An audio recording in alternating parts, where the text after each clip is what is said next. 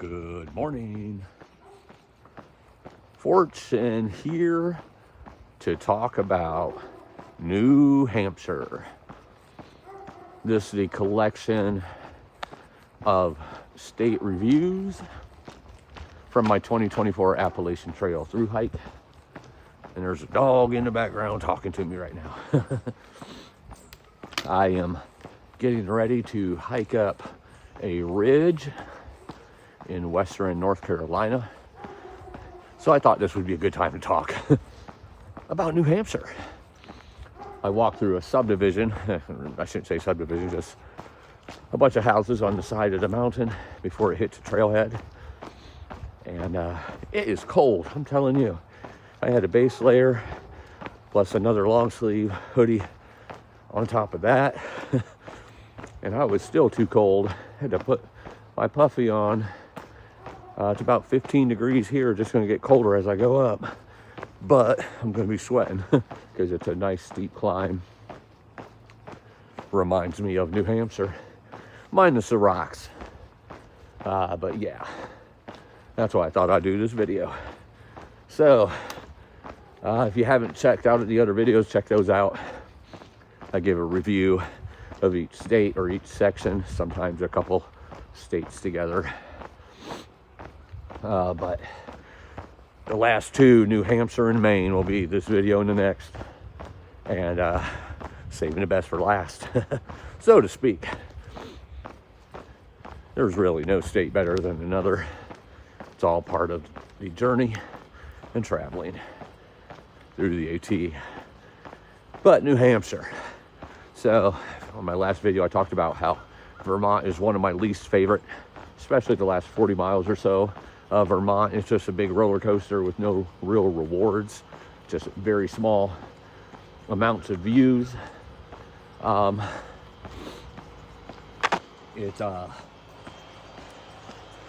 It was a welcome sight to get to Hanover and cross into the border of New Hampshire. You cross the big river, the little town of Hanover, and as soon as you come out of Hanover and start walking into the forest of New Hampshire, it's like something slaps you up the side of the face.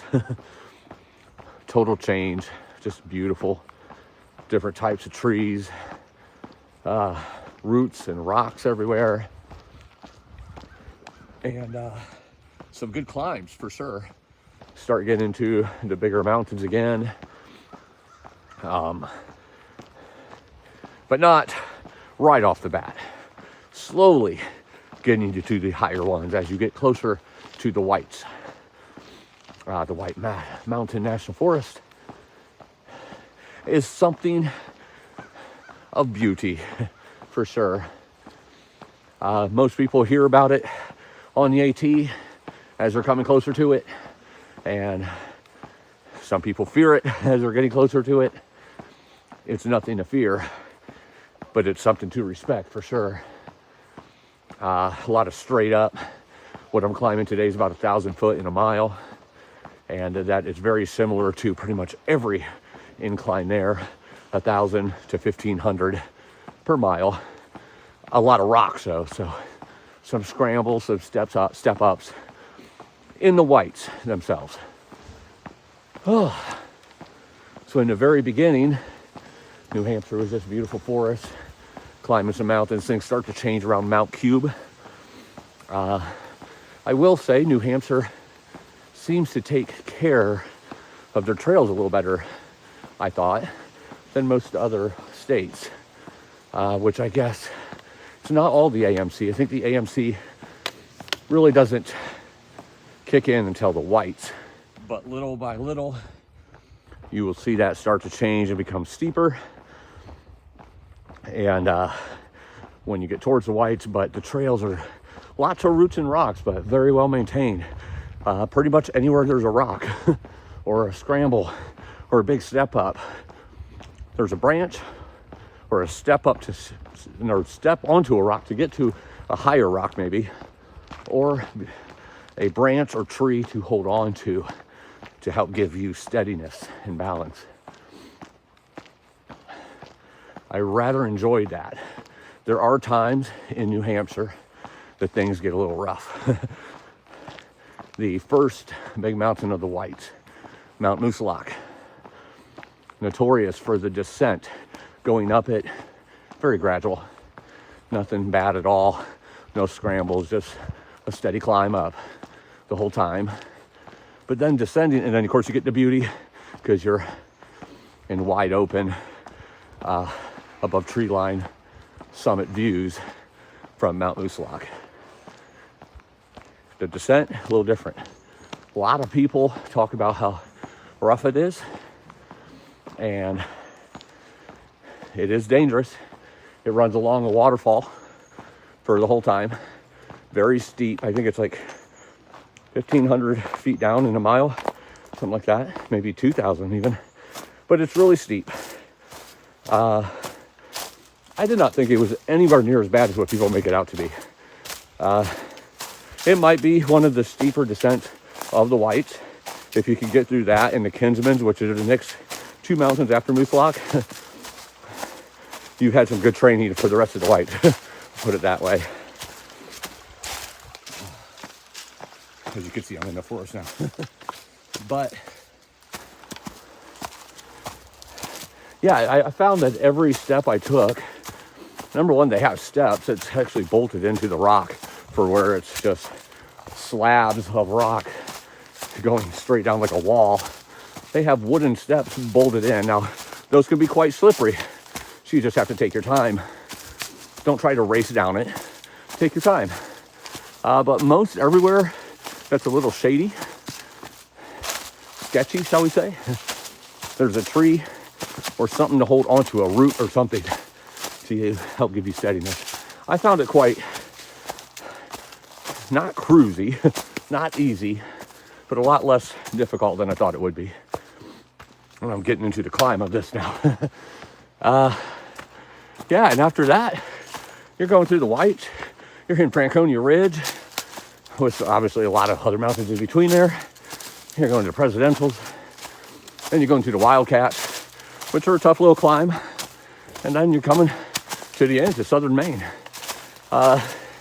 Be prepared for absolutely stunning, beautiful, heavenly scenes. There are times that the views are otherworldly.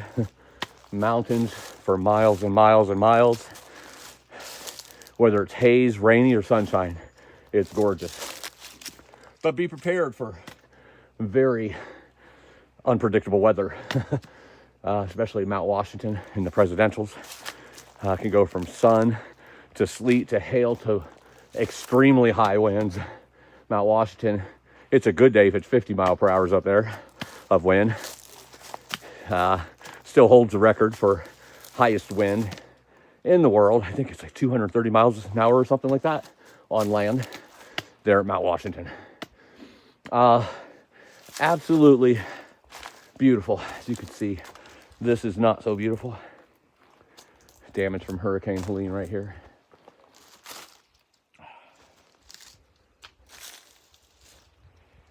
But New Hampshire, in a nutshell, it's just absolutely gorgeous, unpredictable weather. I seen more bear in New Hampshire than I did anywhere else on the trail this year. One which was a mom and a baby that she sent up the tree and then huffed at me to let me know that she was there and to not come any closer, which I did not. I love my bears, but I respect them as well. Yes. I was luckily there after the fly season, so I didn't have to worry about the bugs too much. But the one thing you want to really be prepared for there, you're going to have wet feet. There in Maine both, but New Hampshire is kind of the start of the bog boards that don't necessarily work and sometimes could be waist high in the water and mud underneath that.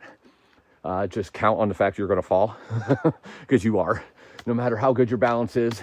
It was pretty dry when I went through, and it was still just horrible, especially some of those summits where it's just flat and there's no incline for it to run off. It just kind of sits there in that mud.